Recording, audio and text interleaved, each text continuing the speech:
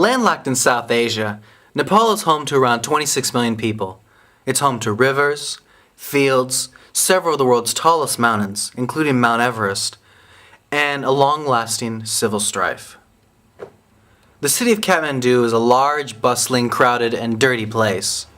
Several million people crammed in houses both large and small, driving their cars, motorcycles, whatever, down the tiny streets like bats out of hell. Trust me, you have to see it.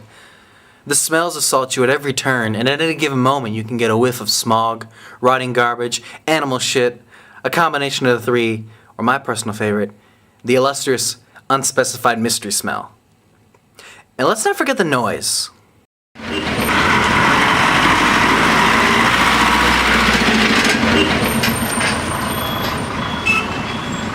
What?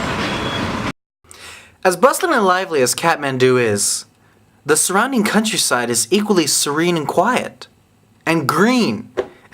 Even on an overcast day, never have I seen such green fields. It's serene on the surface, yes, but beneath the beauty exists savage brutality. It was only about 1 year ago that a decade-long civil war that took the lives of over 12,700 people ended. The Nepalese Civil War, what they call People's War, began on February 13th, 1996, when the Communist Party of Nepal declared war against the monarchy and government in hopes of establishing the People's Republic of Nepal. So, Maoism and communism are to thrive where there is property. The conflict has been one between urban and rural classes, with the government controlling the main cities and towns, while the Maoists had complete dominance of the countryside. They preached equality, but all those sayings are just limited to their ideologies and not applied practically.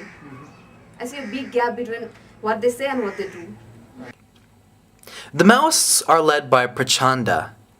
Born Pushpa Kamal Dahal, the name Prachanda is a self-appointed title, literally translating to the Fierce One. Kinda like how Stalin stands for the Man of Steel, although there all similarities end. Killing teachers, gruesome way. You didn't kill an animal. You want to have meat of it. Even you would not kill that gruesome way. A freedom fighter, Prachanda is another in a long line of intelligent men who's risen from the ranks of the poor classes to overcome the government of his nation. Regrettably, though, like other heroes, it looks as if he's replaced one form of self-centered government for another. All told, Maoists have created a reign of terror.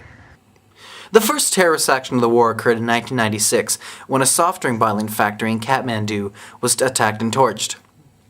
This led to a spiraling series of conflicts and counter-conflicts, and multiple times the proposed peace treaties fell through and didn't succeed. Government buildings were bombed, Maoists and innocent civilians were killed and executed, and a monarchy was toppled. They call it a force, we say, well, it's a force, but it's a force of terror. Side note, people. Now, this was rumored to have been caused by the Maoists, but on June 1st, 2001, Crown Prince Dipendra, apparently while drugged, went on a rampage in the king's palace and ended up killing most of the royal family, including his father, who was the current king at the time, King Birendra. And then Prince Dipendra turned the gun on himself and shot himself. He didn't die, and God bless monarchies, he was crowned king. As he was next in line to the throne, He didn't get to keep the crown, though, because he died in his coma. The crown was instead passed on to his brother Gyanendra, who is as equally rumored as the Maoists to have been responsible for this event, this catastrophe. That kind of just sums up to me just how screwy and otherwise messed up this whole period has been for Nepal. So, our situation, Nepal's situation now is, well, they say politely it is in a transitional phase, but I would say that it is in a very vulnerable and very delicate stage mainly because of the because of the Maoist activities. But the civil war did reach an end on November 21st, 2006, when peace talks between Prachanda and Prime Minister Giraja Prasad Koryala led to an agreement allowing the Maoists to take part in the government and weakened the power and importance of the monarchy. Now you have seen since January 15th, 2007, the Maoists are in the government also. Of course, now there's something like 50 separate communist parties all vying for equal partnership in the government.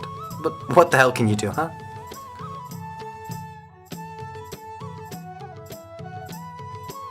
Now this is a decade-long war that's changed the face and leadership of a nation, so I can't do justice and summarize the causes, conflicts, and outcomes of this war in under 10 minutes.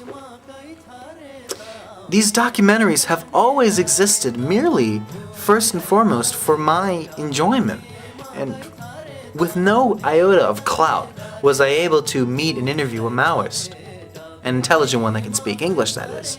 So I didn't have any resources to adequately detail and study this subject outside of what anybody else can find.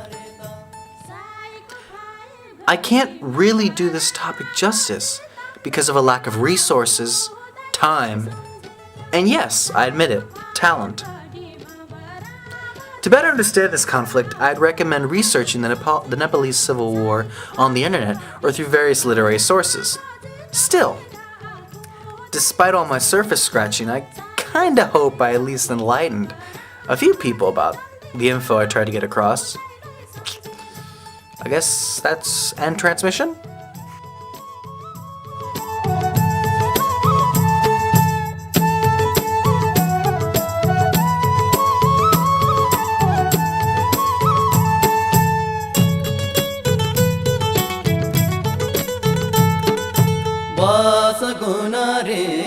कालो मैलो सर्दैन पैसा तिर्नु पर्दैन बस गुना रे